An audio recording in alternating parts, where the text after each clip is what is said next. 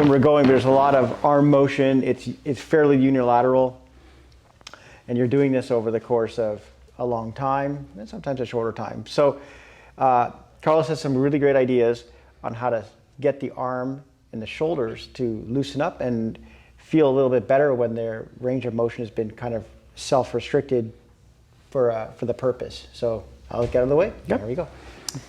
Especially if you consider that all you ever do, right, if you're running, is that arm is just swinging in that socket and in that capsule, and that capsule gets really, really tight because all I want to do as a runner is move here, right? Or same thing if you're on the bicycle, right? I want to stay just in this motion, and so that joint gets used to being really rigid. Well, we also need that joint to move well. And how do you get that joint moving well? It's something really easy to play around with. There's something called controlled articular rotations. And that's the idea of, can I work my end ranges of that joint, and not in the positions where, oh, just here, or just stretching, or just stretching.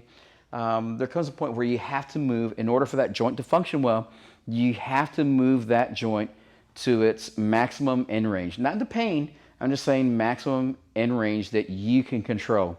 And so what that means to me is, with one arm, what I want to do is, I want to create a little bit of tension on one side. So if I have a water bottle, I want to squeeze like with a 20% tension on one side to create stability. I want to start almost cross body. And what I'm going to do, keeping this tension on this side, is I'm going to work on breathing. I'm going to bring my arm all the way up, up, creating tension, slow, slow, slow. And now I've got my arm all the way back behind my head. I haven't moved my head. I haven't moved my thoracic spine. I'm going to keep that tension on that opposite side. I'm going to bring my arm behind my head. It's going to rest on my head. I'm going to pull it off. I'm going to bring that arm up. I've still got that tension on the other side. Slow and control. Now, I want to turn that elbow pit down, and I want to start to reach back behind me and rest it on my lower back and create all that space, right? I can let it rest here, because that becomes a lot of work. The idea is to move fast and just shove it in and out. I want to create tension and really work. So right now I'm going to reverse the motion. So now I'm going to create that tension on that right side, squeeze. I'm going to pull that arm off of my back. And now I'm going to create tension. I really want to squeeze that tricep nice and slow to straighten that arm, right?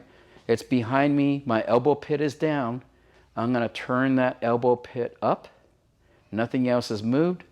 I'm going to start to bring it up and place it right behind my head, slow and controlled. So now it's right behind me, right? If I get really good at one arm, then what I want to do is two arms, right? And you'll get to feel an asymmetry on which one moves better. I'm going to create tension in that tricep. Slow, slow, slow. My elbow pits are pointing up. I'm going to turn my elbow pits down. I'm going to reach way back behind me. I'm still staying tall, head still staying up. And I'm going to bring them back to rest on my lower back. There's a lot of people who run around with have different types of shoulder problems, but a lot of it is mobility based, and you start addressing the mobility problem and some of those problems will just kind of resolve themselves. So that's a really great thing, especially if you don't even have a problem with your shoulder, but just as an athlete in general, and you're trying to do something and you go, yeah, it's really stiff. You know, I can't seem to get the range out of it. I can't throw with my kids, that type of stuff. This is where that's a great way to start with the shoulder. Yeah.